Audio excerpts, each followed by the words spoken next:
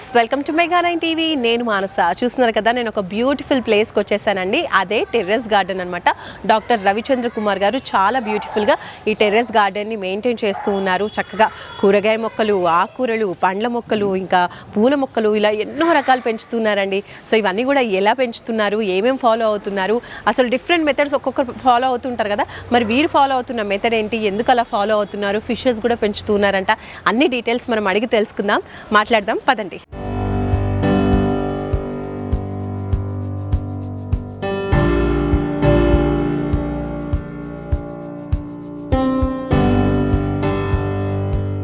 So doctor Ravichandra Kumar గారితో మనం మాట్లాడదాం. నమస్కారం అండి. నమస్కారం అండి. బాగున్నారా సార్? చాలా బాగున్నాను నేను. గార్డెన్ చూస్తూ ఉంటే చాలా హ్యాపీగా ఉంది. బయట వాళ్ళకి మీకు కొంచెం డిఫరెంట్ గా ఉంటుంది గార్డెన్ మెయింటెనెన్స్ లో అని విన్నాను. ఏంటది, ఏ మెథడ్ ఫాలో అవుతున్నారు? మెయింటెనెన్స్ అనేది అందరు చేసేది ఒకటేనండి, కానీ నేను పెట్టుకున్న పద్ధతి వేరు. ఓకే. ఇది నా ఇంటి మీద నేను నా టెర్రస్ సురక్షితంగా ఉండడం కోసం, బిల్డింగ్ పాడవకుండా ఉండటం కోసం, నా దగ్గర ఉండే తక్కువ నీటితో ఎక్కువ ప్రొడక్షన్ ఎలా తీయాలి అనే విధానం కోసం నేను అనేక నెలలుగా కష్టపడి అనేక ప్రాంతాలు తిరిగి, అప్పుడు నేను పెట్టినప్పుడు పూర్వం ఏవైతే టెర్రస్ గార్డెన్లు ఉన్నాయో అవన్నీ తిరిగి, వాళ్ళు చేసిన తప్పులు ఏంటి, అందులో మెరిట్స్ ఏంటి, డిమెరిట్స్ ఏంటి అన్నీ చూసి, ఇక్కడ నా బిల్డింగ్కి ఎటువంటి నష్టము జరగకూడదనే ఉద్దేశంతో, అలాగే తక్కువ నీటితోటి ఎలాగ అధిక పంట సాధించాలి. ఈ మిద్దె మీద చిన్న ప్రదేశం ఇది, మిద్దె తోట అంటే అతి చిన్న ప్రదేశంలో ఇది ఒక మిద్దె సంత. ఈ సంతను పండించాలంటే దానికి అనుగుణమైనటువంటి అన్నీ కూడా మనం అమర్చాలి. అలాగే నేను ఒక్కొక్కటి R&D చేసుకుంటూ కొన్ని సంవత్సరాలుగా నేను నిరంతర ప్రయాస చేసి ఈ సిస్టాన్ని ఏర్పరచడం జరిగింది. చాలా మంది ఇప్పుడు టెర్రస్ గార్డెన్ చేయాలి అనుకున్న వాళ్ళకి ఫస్ట్ వచ్చే డౌట్, వేరే వాళ్ళు చెప్పే మాట కూడా అదే, టెర్రస్ పాడైపోతుందేమో, లేదంటే మొక్కలకి చాలా వాటర్ కావాల్సి వస్తుంది.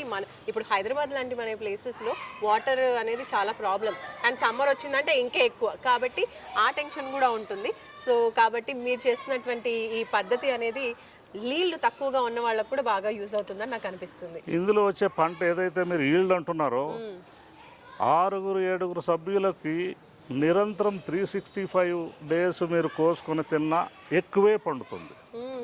చుట్టుపక్కల పంచుకోవాలి. ఓకే. మనం ఎందుకు ఈ తోట పెట్టాము, కారణం ఏంటి అని చెప్పేసి మీరు అంటున్నారు కదా. నేను ఈ తోట నా ఆరోగ్యం కోసం పెట్టుకున్నా, నా కోసం పెట్టుకున్నా.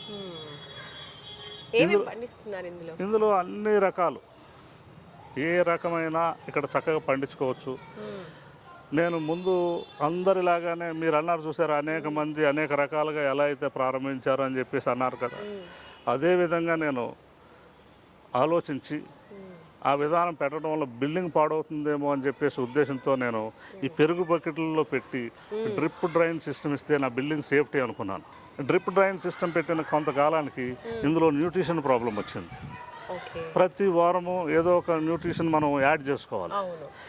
ఇది ఆరోగ్యం కోసం కాబట్టి న్యాచురల్ పద్ధతుల్లో, న్యాచురల్గా ఎటువంటి కెమికల్స్ వేయకుండా, రసాయనిక ఎరువులు కొట్టకుండా పండించుకుని, మన కంటి ముందు మన ఇంటి మీద పండించుకునే పౌష్టికాహారం ఇది.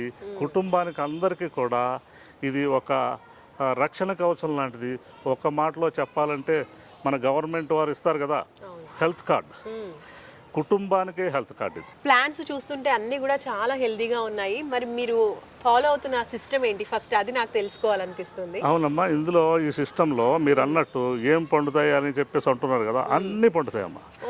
యద్భావం తద్భవతి, మీకు ఏది కావాలంటే అది పండించుకోవచ్చు. ఎందుకంటే ఇక్కడ నేను వాడినటువంటి మట్టి మిశ్రమం అలాంటిది, నేను ఇస్తున్నటువంటి ఇక్కడ డ్రిప్లో ఇస్తున్న వాటర్ అలాంటిది, కంటిన్యూస్ మెన్యూర్, ప్రతిరోజు మెన్యూర్, న్యాచురల్ మెన్యూర్ వెళ్తుంది.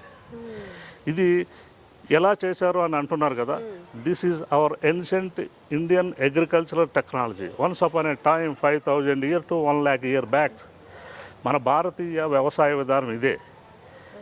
ఏంటంటే అనేక తటాకాలు, చెరువులు, బావులు ఉంటాయి, అందులో నానా రకాల జీవులు ఉంటాయి. అవి వాటి ఎక్స్క్రీట్, ఆ నీటిని చేలకు పారించేవారు.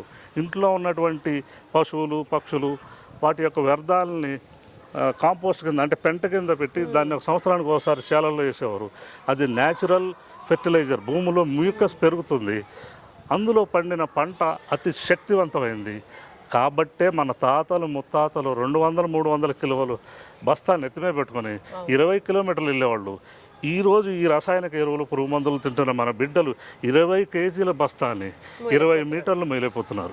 మీరు ఇప్పుడు చెప్తున్నారు మంచి పాటింగ్ మిక్స్ ఉండాలి, అలాగే నీరు కూడా ఎప్పుడు కూడా పోషకాలతో నిండిన వాటర్ కూడా అందిస్తాం అంటున్నారు కదా. First of all potting mix గురించి చెప్పండి, మీరు ఎలా ఫాలో అవుతారు? చాలా మందికి ఒక డౌట్ ఉంటుంది ఎలా చేయాలి ఏంటి అనేది, కాబట్టి యాజ్ అన్ ఎక్స్పర్ట్ మీరు ఏం చెప్తారు?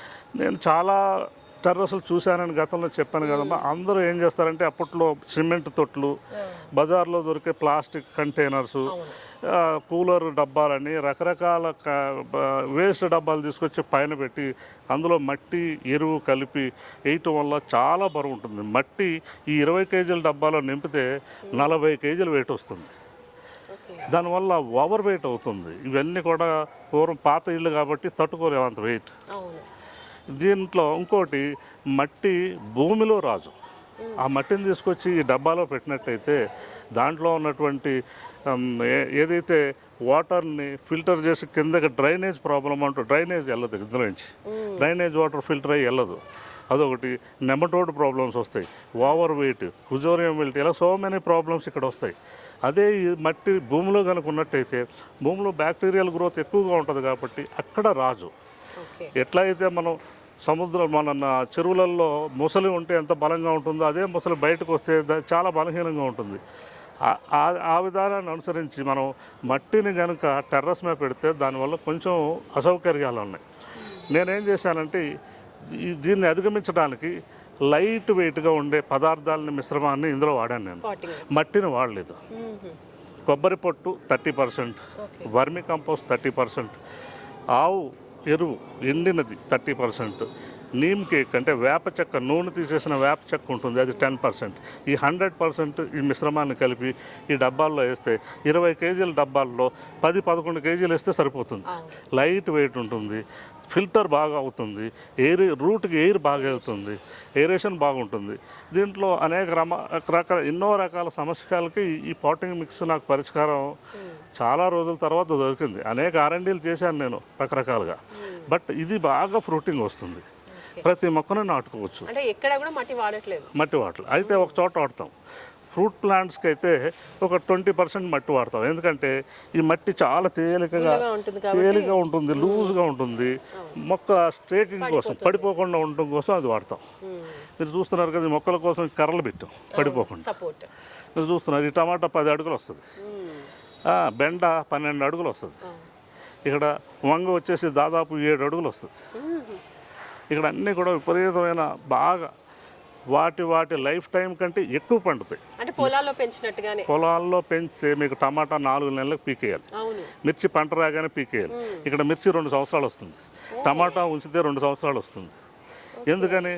దీనికి కావలసిన పోషక పదార్థాలు డైలీ సిస్టమేటికల్ వేలో మార్నింగ్ ఈవినింగ్ డ్రిప్ ద్వారా వీటికి ఇస్తున్నాను. అన్ని రకాల పోషక పదార్థాలు వీటిలో అందుతున్నాయి వీటికి. కాబట్టి మనకి ఎక్కువ పంట ఇస్తుంది, ఎక్కువ కాలం పండుతుంది. Okay, right. సో ఆ లిక్విడ్స్ ఏదైతే మీరు ఇస్తున్నారో వాటర్ రూపంలో, అది చూద్దాం ఒకసారి.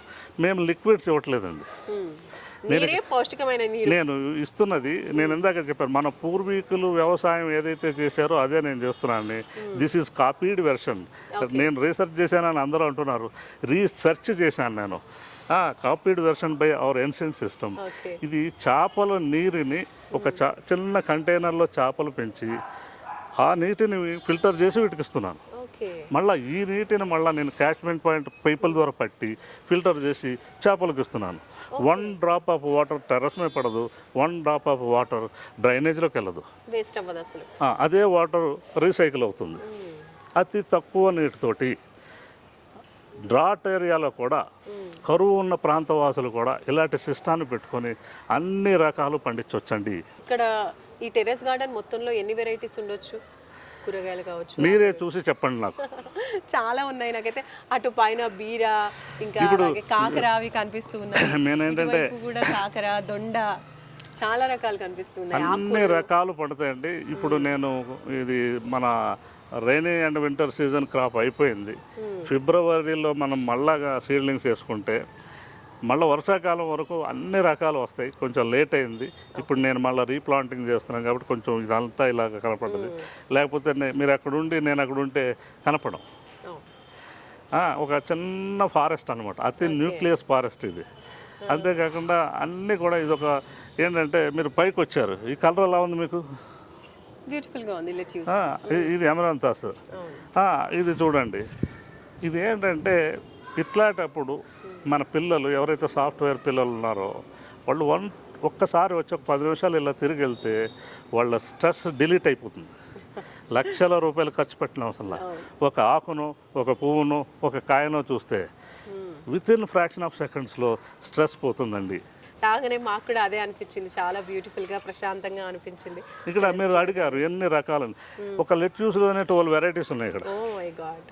ఇవి foreign leafy vegetables, bok choy, lettuce, celery, ఇలా రకరకాలైనవన్నీ ఉన్నాయి. ఈ ఫారెన్ టైప్ ఆఫ్ ఇవే కాకుండా మన ఇండియన్ వెరైటీస్.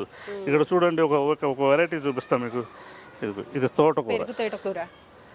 ఇది 12 అడుగులు వస్తుంది. ఇంతలో దీని కాడ ఉంటుంది. కాడ తింటారు ఆకుల కంటే కూడా. చాలామంది ఇక్కడ తెలియదు. దీని కాడ ఎలా ఉంటుందంటే చాలా అమృతంలా ఉంటుంది. ములక్కాడ కంటే అమృతంగా ఉంటుంది. సో అది ములక్కాడ కంటే అమృతం కాదు, గ్రేట్ మెడిసిన్. మీకు తెలియదు ఇది ఏదైతే ఉందో, ఇది ఈ షూట్ ఏదైతే brain tumours, brain cancers, brain ట్యూమర్స్కి అద్భుతమైన మందు అది. ఎవరు ఇవే మందులంటే ఏవో కాదు, మనం తినే ఇవే. మీకు బీపీ ఉంది, హై బీపీ ఉంది, వెళ్ళి డాక్టర్ దగ్గరికి వెళ్ళి ఏదో ట్యాబ్లెట్ రోజు మింగుతూనే ఉంటారు. ఆ మింగటం వల్ల గైనిక్ ప్రాబ్లమ్స్ వస్తాయి, కడుపులో మంట, గ్యాస్ గీస్ అన్నీ వస్తాయి. ఇక్కడికి వచ్చి మీరు వచ్చి ఈ లెట్యూస్ ఒక ఆకు, తోటకూర ఒక ఆకు, పాలకూర ఒక ఆకు, చుక్కకూర ఒక ఆకు, ఇక్కడ తులసులు 4-5 రకాలు ఉన్నాయి, దాసెలు ఉంది, ఇవన్నీ కలిపి తీసుకెళ్ళి ఒక 5-6 ఆకులు ఇంత నిమ్మకాయ రసంతో తీసుకెళ్ళి డైలీ మీరు 15 డేస్ ఈ జ్యూస్ తాగితే నార్మల్ అయిపోతుంది. థైరాయిడ్ నార్మల్ అయిపోతుంది, షుగర్ లెవెల్స్ కంట్రోల్లో ఉంటాయి, న్యూరాలజీ ప్రాబ్లం రాదు. ప్రతి దానికి కూడా మెడిసినల్ ప్లాంట్. మనం తినే ఆహార పదార్థాలన్నీ కూడా మెడిసినల్ ప్లాంట్సే. ఔషధాలు ఏది ఎప్పుడు వాడాలి, దేనికి వాడాలో తెలియదు, ఎంత తినాలో తెలియదు కాబట్టి సమస్యలే. నేను ఇప్పుడు మోడర్న్ లైఫ్లో అంతా ఏముందంటే ఇలా మన కంటి ముందు మనం పండించుకునే అవకాశం లేదు. సెల్ ఫోన్ ఉంటే చాలు అన్నీ వచ్చేస్తుంది. Cell phone is second wife. No first wife. ఇప్పుడు వైఫ్కేమో ఫస్ట్ హస్బెండ్, హస్బెండ్కి ఏమో ఫస్ట్ వైఫ్ అయిపోయింది. అన్నీ అందరూ చూసుకు ఆర్డర్ ఇస్తున్నారు. ఆర్డర్ ఇచ్చుకొని తినకూడని టైంలో తింటున్నారు. సాయంత్రం 7 గంటలు దాటిన తర్వాత మనం ఆహారం తినకూడదు. 7 గంటల నుంచి పొద్దున్న 3 గంటల వరకు రాక్షస భోజనం. అంటే సైంటిఫికల్ టర్మ్లో చెప్పాలి అంటే బ్యాడ్ బ్యాక్టీరియా యాక్టివ్ అయ్యే టైము. బ్యాడ్ బ్యాక్టీరియా ఏం చేస్తుందంటే మన బాడీలో ఉన్నట్టు సిస్టాన్ని రిపేర్ చేసే టైం అది. దానికి అవకాశం ఇవ్వకుండా మనం ఆహారం ఇస్తే ఆ ఆహారం తినే బ్యాడ్ బ్యాక్టీరియా పెరిగి రకరకాల జబ్బులు, ఇలా రకరకాల కారణాలు.